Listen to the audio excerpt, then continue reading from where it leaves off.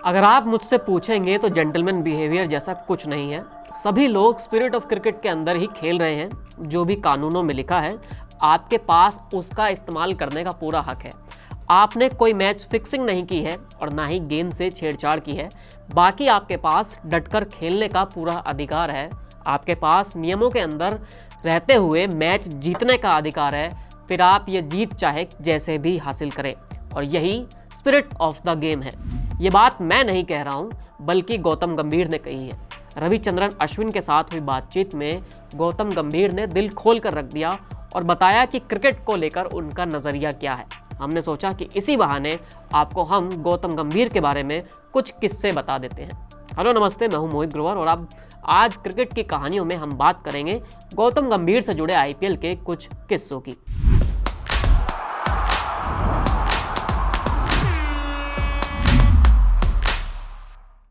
IPL जब शुरू हुआ तब हर किसी की नज़र बड़े चेहरों पर थी। सचिन, धोनी और गांगुली जैसे बड़े नाम हर किसी की जुबान पर थे।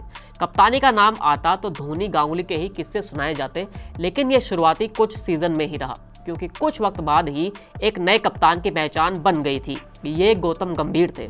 शुरुआत में तो गौतम गंभीर दिल्ली के लिए खेल रहे थे। ये वो दौर था जब टीम इंडिया में भी गंभीर और वीरू की जोड़ी हुआ करती थी और जलवा हुआ करता था। क्योंकि वो भी क्या दौर था, एक तरफ से वीरू चौके बरसाते थे और दूसरी तरफ गंभीर पारी को संभाल कर खेलते थे।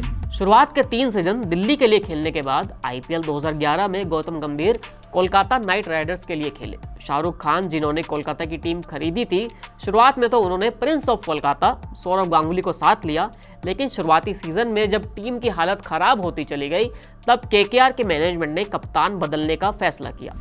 कोलकाता में उस वक्त इस फैसले का विरोध हुआ था कि कप्तान बदल दिया गया है, दादा को हटा दिया गया है, लेकिन ये विरोध कुछ वक्त भर का ही था।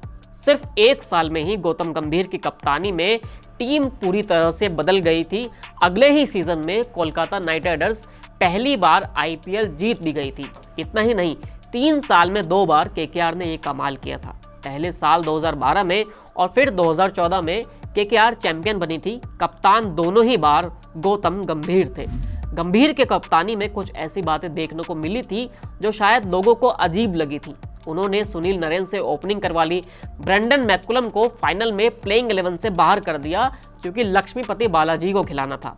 ये फैसले उस वक्त अजीब लग सकते हैं, लेकिन जब नतीजा आता है तो इनके मायने मालूम पड़ जाते हैं। सिर्फ कोलकाता नाइट राइडर्स ही नहीं, बल्कि जब गौतम गंभीर लखनऊ सुपर जायंट्स के साथ बतौर मेंटर जुड़े तब भी उन्होंने ऐसे ही फैसले लिए। गंभीर लखनऊ के साथ सिर्फ 2 ही सीजन के लिए जुड़े थे, लेकिन शुरुआत में ही उन्होंने ऐसी टीम बनाई जो प्लेऑफ तक पहुंच गई। जब 17 करोड़ रुपए में लखनऊ ने केएल राहुल को साइन किया तो कई तरह के सवाल खड़े हुए। जिन खिलाड़ियों पर पैसा लगाया गया तब भी सवाल खड़े हुए, लेकिन टीम मालिक ने गौतम गंभीर के हर फैसले का सपोर्ट किया और उसका नतीजा भी हमको देखने को मिला है। 2024 में जब गौतम गंभीर लखनऊ टीम से अलग हुए तो उस टीम का हाल बिगड़ गया, ये भी हर किसी ने देखा है। आईपीएल में गौतम गंभीर ने बतौर बल्लेबाज कमाल किया है, लेकिन बतौर कप्तान शायद उनके योगदान को कम आंका जाता है, क्योंकि हर बार जिक्र रोहित शर्मा और महेंद्र सिंह धोनी की कप्तानी में जीती गई आईपीएल ट्रॉफी का ही होता है। लेकिन कोलकाता टीम के कल्चर को बदलना हो या फिर उसे 2 बार आईपीएल की ट्रॉफी जितवाना हो और फिर 2024 में जब मेंटर बनकर गौतम गंभीर वापस आए तब भी केकेआर ने उनकी अगुवाई में कमाल ही किया है। गौतम गंभीर ऐसे खिलाड़ी हैं जो बिना लाग लपेट के अपनी बात कह देते हैं, कहने से ज़्यादा करने में विश्वास रखते हैं। 2007 का T20 वर्ल्ड कप हो या फिर 2011 का वनडे वर्ल्ड कप, दोनों ही जगह फाइनल में गंभीर ही खड़े रहे। पाकिस्तान के शाहिद अफरीदी को गाली देना हो या फिर कामरान अकमल को मुंह तोड़ जवाब देना, आईपीएल में अपने खिलाड़ियों के लिए विराट कोहली से भिड़ जाना हो या फिर वर्ल्ड कप जीत के लिए क्रेडिट के लिए धोनी पर सवाल खड़े करना हो, गौतम गंभीर कहीं भी आपको बैकफुट पर जाते हुए नजर नहीं आएंगे और यही उनकी कहानी भी है।